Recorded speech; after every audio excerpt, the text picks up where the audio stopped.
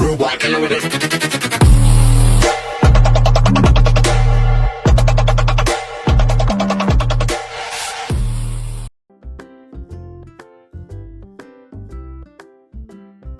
Assalamualaikum warahmatullahi wabarakatuh. Kami dari kelompok 6 dengan materi autokorelasi. Saya Nasrullah Rufi Hamadi. Saya Nazar Sabila. Saya Rusma Syahbani. Saya Nabila Nesbatubi. Saya Rusmina Sundara. Saya Jalsin.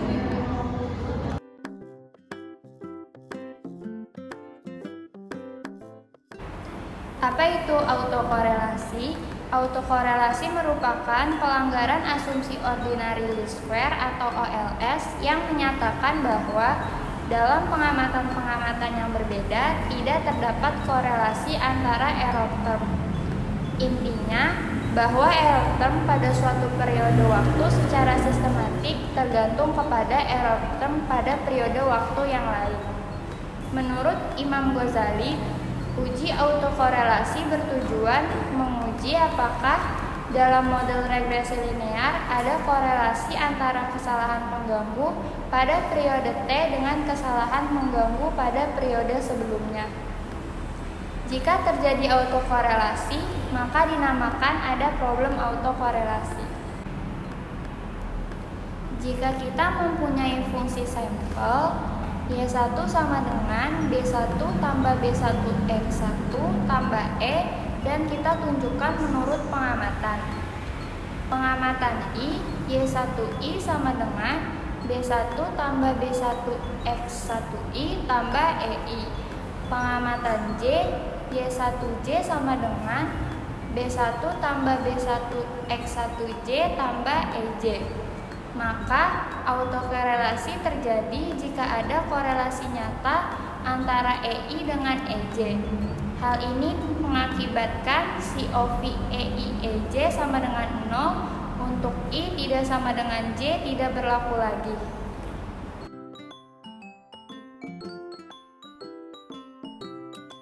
Jenis autokorelasi. Yang pertama ada autokorelasi murni. Terjadi bila asumsi klasik yang menyatakan bahwa tidak ada korelasi antara error term pada periode pengamatan-pengamatan yang berbeda diperlonggar dalam sebuah persamaan yang terverifikasi dengan benar. Asumsi itu adalah COV EI-EJ sama dengan 0 IJ. Apabila nilai yang diharapkan dari koefisien korelasi sederhana antara setiap dua pengamatan error term adalah tidak sama dengan 0, maka error term tersebut dikatakan memiliki autokorelasi. Yang kedua, ada autokorelasi tidak murni. Adalah autokorelasi yang disebabkan oleh kesalahan spesifikasi seperti menghilangkan variabel yang penting atau bentuk fungsi yang salah. Sementara autokorelasi murni disebabkan oleh alasan pokok distribusi error term pada persamaan yang spesifikasinya sudah benar menurut Sarwoko tahun 2002.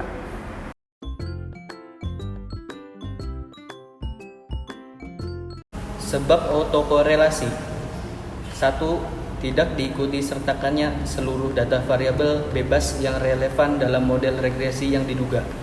2. Kesalahan menduga bentuk matematik yang digunakan. 3. Kesalahan spesifikasi variabel gangguan. 4. Pengolahan data yang kurang baik. Akibat autokorelasi, estimator yang dihasilkan masih tidak memihak, konsisten dan asimptotik berdistribusi normal, tetapi tidak lagi efisien dan varian tidak minimum estimasi standar error dan varian koefisien regresi yang didapatkan akan di luar perkiraan. Pemeriksaan terdapat residualnya akan menemui permasalahan. Autokorelasi yang kuat dapat pula menyebabkan dua variabel yang tidak berhubungan menjadi berhubungan. Biasa disebut regresi yang bermasalah. Hal ini terlihat dari R kuadrat.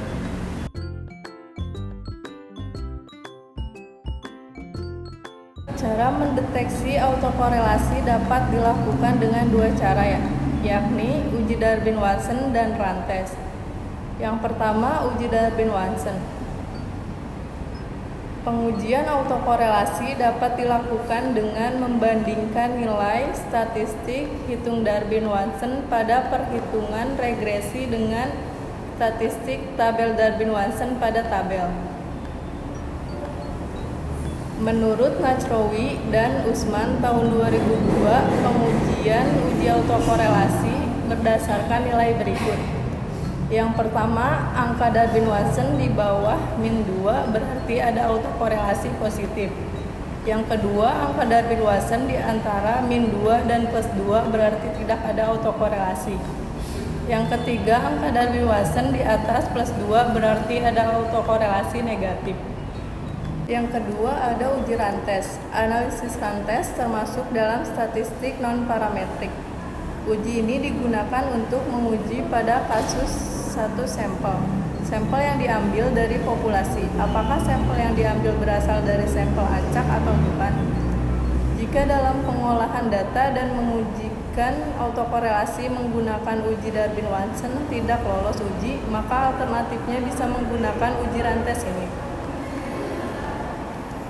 Dasar keputusan dalam uji rantes yakni yang pertama, jika nilai asumsi 2 tail kurang dari 0,05 maka terdapat gejala autokorelasi.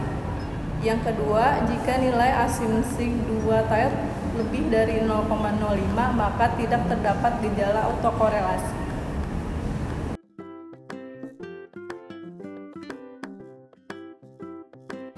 Metode grafik. Metode ini merupakan langkah awal untuk mendeteksi autokorelasi. Metode ini membandingkan antara residual dengan variabel X. Selain itu, dengan membandingkan antara residual ke T dengan residual ke T1. Suatu grafik dapat dikatakan mengandung autokorelasi ketika terdapat pola antara residual dengan waktu atau antara residual ke T sampai ke T1.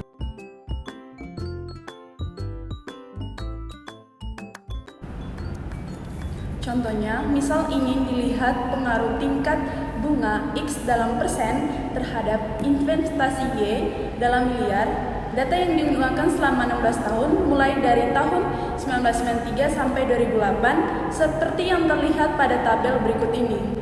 Kolom 2 untuk Y dan kolom 3 untuk X. Untuk pengerjaannya ada 4 tahap. Yang pertama, bentuk persamaan regresi Y 403 212 dikurang 14.421 X. Tahap yang kedua, hitung Y untuk masing-masing tahun pada kolom 4. Tahap yang ketiga, hitung nilai residual pada kolom 5. Tahap yang keempat, plot add terhadap tahun dengan add pada sumbu vertikal dan tahun pada sumbu horizontal. Hasil dapat dilihat dari grafik berikut ini. Perhatikan pola yang terjadi pada plot residual. Terlihat adanya pola siklus. Pada suatu periode, ketika add meningkat diikuti oleh peningkatannya add tahun berikutnya, dan pada periode lainnya ketika add menurun diikuti oleh penurunan add tahun berikutnya. Ini menunjukkan adanya autokorelasi positif.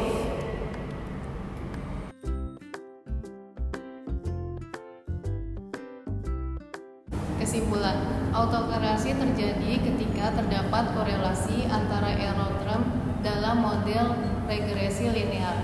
Untuk menguji autokorelasi, dapat digunakan metode Darwin-Watson atau uji rantes.